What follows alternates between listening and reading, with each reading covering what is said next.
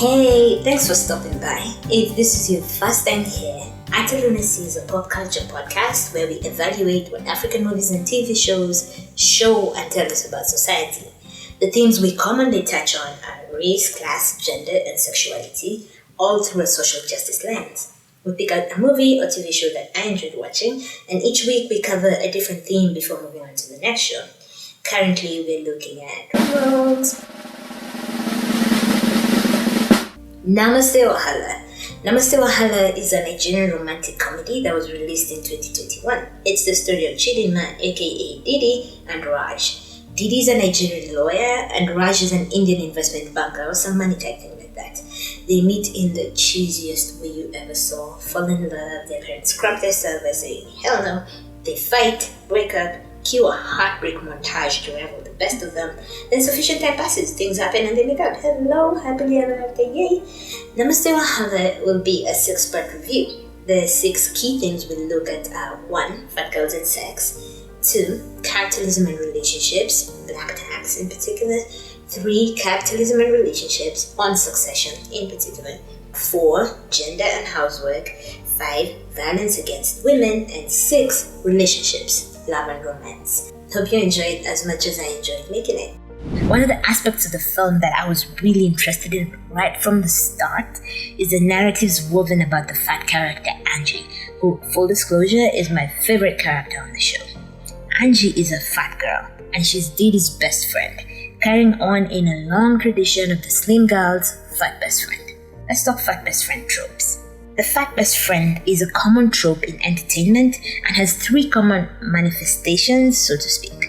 Type A is the big, fun, brash, outspoken, sometimes crass character. She's the extroverted jokester compared to the uptight, tactful, slim main character. She's funny and confrontational and doesn't care about losing weight. For women, this trope is almost always accompanied by a prolific sex life. Think Fat Amy from Pitch Perfect, Kelly Prenny is his friend on Insecure, and Melissa McCarthy in almost anything except Mike and Molly. On Gilmore Girls as Suki, she was the fat best friend, but was still amazing. You can't begin to know it, how much we really care. I hear your voice inside me, I see your face everywhere. Still you say we belong to thunder.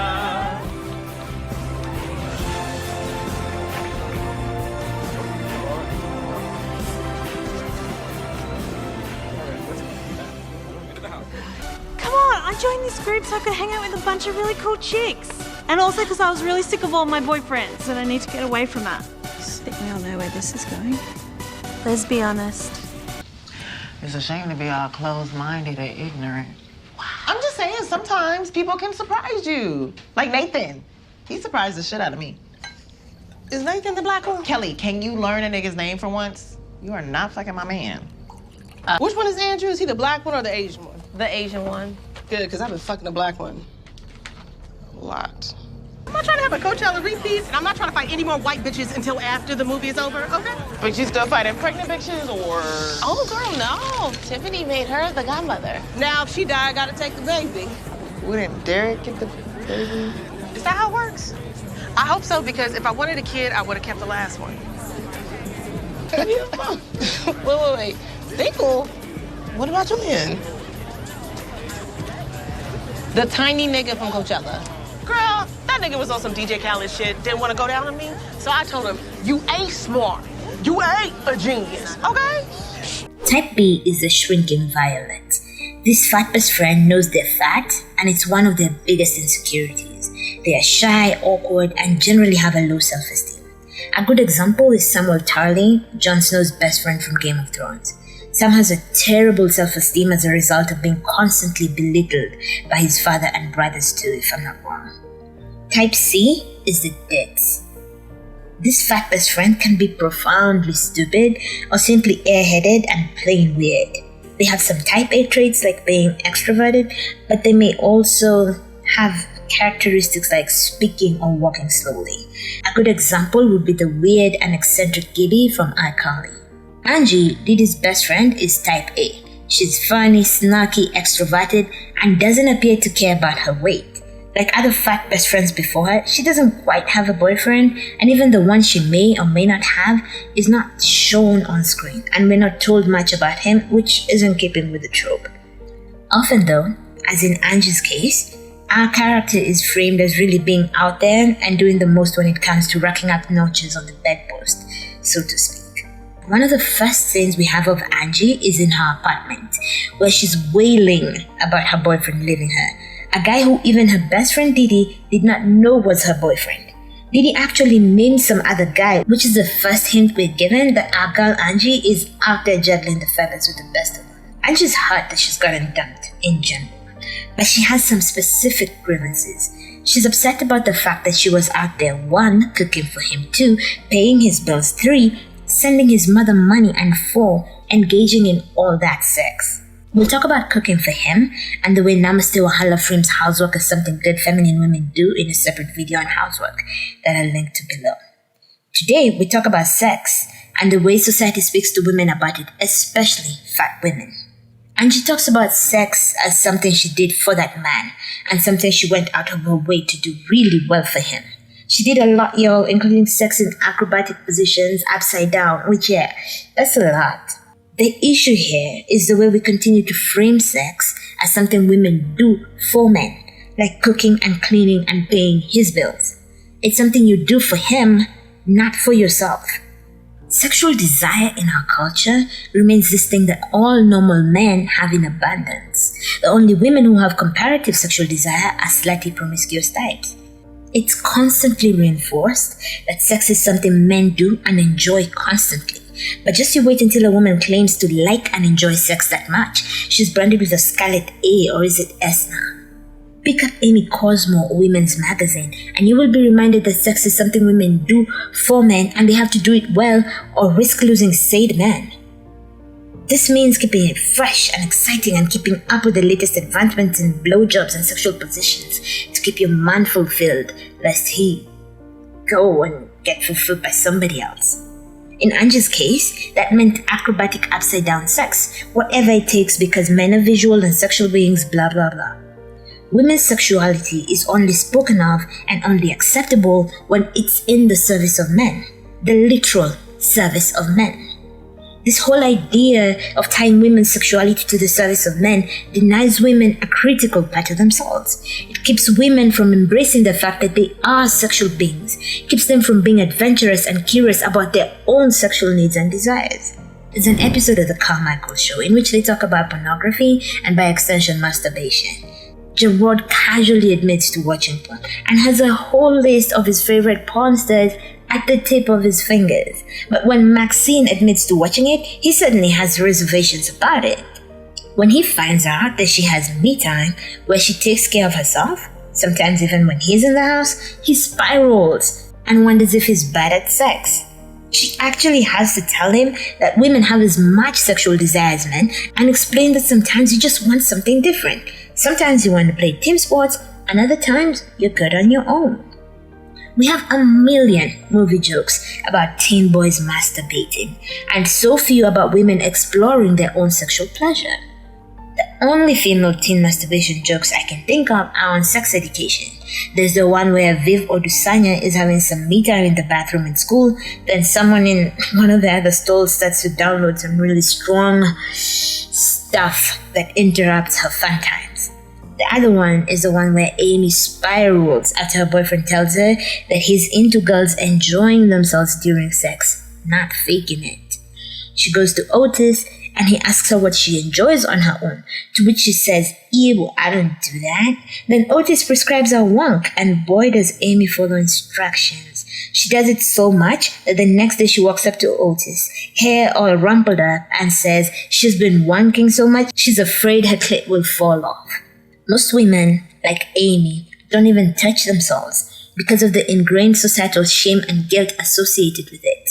It's why so many women believe masturbation is something that only boys or men do. Society works overtime to keep women from embracing their sexuality and pursuing their sexual pleasure, insisting that it is only right when you're doing it to make babies or for a man. This idea that sexual pleasure is exclusively for men results in things like the orgasm gap and women lying about achieving orgasm when they haven't because they just don't view their own sexual pleasure as a priority. They have been socialized not to view it as a priority. The orgasm gap refers to the fact that in heterosexual sexual encounters, men consistently have more orgasms than women. Heterosexual women have the fewest orgasms of all pairings and are at the very bottom of that list. Heterosexual men, this will not come as a surprise to anyone, are at the very top of the list. Heterosexual men orgasm 95% of the time. Gay men orgasm 89% of the time. Bisexual men 88% of the time, lesbian women 86% of the time, bisexual women 66% of the time, and heterosexual women come in last at 63 to 65% of the time when with a familiar partner. These are self-reported statistics. One study found that the figure for heterosexual women can go as low as 39% of women achieving orgasm during sexual encounters. Also worth noting, heterosexual women have more orgasms when they masturbate than during partnered sex. Here's a word problem for you. Lesbians, high orgasms. Bisexual women, lower orgasms. Heterosexual women, lowest orgasms. I submit to you the problem may be the penis and the men attached to them. It's the fact that men have also internalized society's messaging about the supremacy of their sexual pleasure and by extension, penetrative sex, which really doesn't do it for many women. We are a society that prioritizes men's orgasms and needs at every turn, and that needs to change. It gets much worse for our fat girl Angie.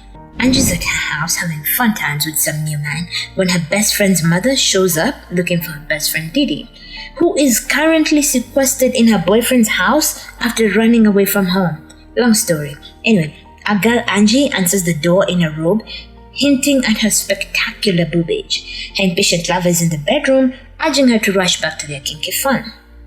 Didi's mother looks at Angie, fidgets with her robe, then says, "I kid you not, nobody buys the cow when they can get the milk for free. I will play it for you, but the copyright god said, hell no." She says to Angie, looks her in the face, and with her whole chest says, "At some point, you will have to stop all this frolicking. Nobody buys the cow when they can get the milk for free." What is this if not a brazen attempt to shame her for her sexuality and pursuit of sexual pleasure? Hello for shaming our old friend. Somehow, fat women have it worse when it comes to being shamed for their pursuit of sexual pleasure. For some reason, fat women are framed as desperate for men's attention and therefore willing to bang and be banged by any man who gives them the tiniest scrap of attention. You've heard the jokes about fat women not being sexually desirable and only getting some action from drunk men who realize the next day that they went home with a 2 that they thought was a 6. Somehow, fat women are both sexually undesirable and alarmingly promiscuous. Go figure. It's constantly reinforced to us that fat women are not sexually desirable, with messaging going as far as suggesting that they are not deserving of sex until they lose weight and fit society's standards about what is considered desirable. I have had women being advised not to gain too much weight after getting married, or being advised to lose post-baby weight fast lest they turn their husbands off and push them into the arms of, the size 8 women out there. This interaction serves to remind us, just in case we had forgotten from her earlier conversation with Didi about Angie's endless frolicking with men, and then she's told about cows and milk. That whole nobody buys the cow thing is problematic on so many levels. First of all, what's with viewing women as objects that can be purchased and owned? Second, why is sex something that diminishes women's value and desirability but not men's? It's like men bang you and now you ain't worth shit. If there's something about coming into contact with a dick that somehow diminishes a woman's value, then friends, maybe it's something wrong with the dick and not the woman. Assuming that getting bought is getting married and not having your milk just haphazardly drunk for free, why is marriage the goal of romantic relationships? It's assumed that marriage is synonymous with commitment, which anyone who's even half conscious and looking at our society knows is faulty logic. The fact that a couple stood in front of people and signed a special government paper promising not to bang other people doesn't mean shit. There really is no glory in being the cow that was bought. You'll just be milked along with other cows and maybe even a few bulls that you may or may not know about. Then there's the idea that women's decisions, women's choices should revolve around what men want and consider acceptable so that they can be picked. You never hear men being threatened with not being chosen by women if they do something. But women always have this sword of Damocles hanging above their heads about how they won't be picked. And the list is long. Don't look a certain way. Don't talk a certain way. Don't be in a certain income bracket. Don't have a certain body count. Don't be a certain body size. Women hear it all the time. It's insane how much power rests in the hands of men. Women are just standing there, twiddling their fingers, waiting to be picked. It's like society doesn't want women actively picking. The full extent of women's choice is supposed to be picking from among the men who have expressed interest in you. Meanwhile, men get to go out there and shoot their shot without being limited only to the women who approach them first. Until recently, it wasn't socially acceptable for women to ask men out, and it still largely remains something only few women dare to do. It's also on men to decide when they're ready to get married and then ask women. Women don't exercise as much choosing and decision power as men do, and this power imbalance permeates every part of heterosexual relationships. It's really nuts what we ask women to do in this society. It's like whatever men want is what women have to be. Jill Scott said it best in her fantastic poem, Nothing is for Nothing. Here's a brief snippet, but I've linked to the full poem below. This poem is called Nothing is for Nothing. I had been turning tricks longer than I actually knew it. Being whatever they wanted me to be, whenever they wanted me to be it. A freak. Inside, outside, kitchen counters, laundromats, 2 at a time, hotels, motels, and back seats of leased cars, vans, and Jeeps. Made myself like it, because they liked it. And I liked that they liked it, so I continued being the perfect image of a wet dream. Nasty, wild, exotic, erotic. Freak was what they wanted, so freak was who I was.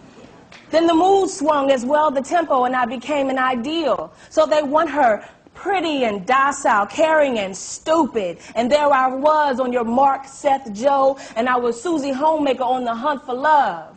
Cooking and cleaning, ironing, faithful and a freak, because that's what they liked. And I liked being what they liked, so what they liked was who I was. A prostitute, selling my soul for emotional gain, struggling not to be the 3rd generation of lonely women in my family, struggling to gain but gaining nothing but confusion, frustration, illusion, and emptiness, because there was no love, just empty condom wrappers on the floors to be discarded like me.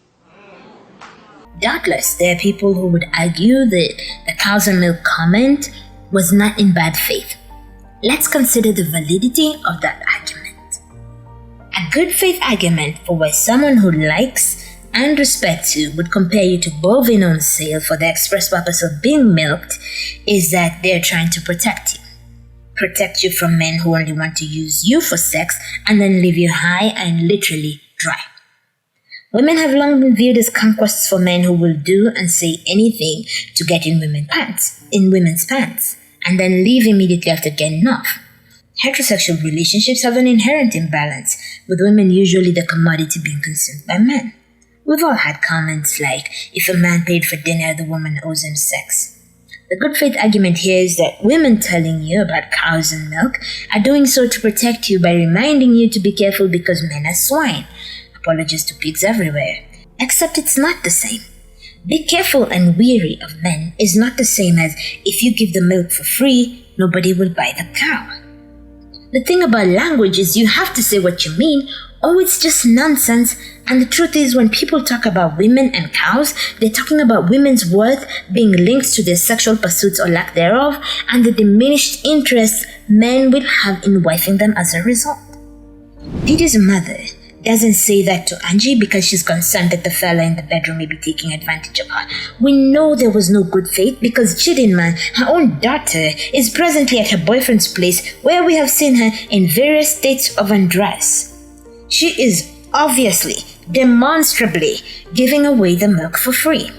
When her mother eventually finds her, she doesn't say boo to her about cows and milk. Not one word about it when it's obvious Didi and Raj have been sexually intimate. What's the difference? Isn't her daughter also giving away the milk to a fellow who is yet to buy the cow? The only time Didi is shamed for sex is by her wicked witch of the west soon-to-be mother-in-law, which is another argument for why such things are not said to women in good faith. In a capitalist society, capitalist logic seeps into everything, and relationships are not exact. Somehow, there's something transactional about sex. One day we'll talk about how Nawal El-Zardawi and others have made the argument that all sex is transactional, with the only difference being prostitutes are paid cash and others are paid in kind or not at all.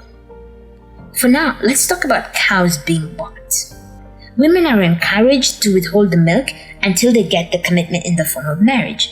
Marriage, which is often an economic decision in a society in which most of the wealth is in the hands of men. This logic that somehow men come to own women in marriage is why marital rape was not considered a real problem for a long time. Most religious traditions, like Christianity and Islam, strongly discourage denying your spouse sex, even framing it as sinful and or displeasing to God.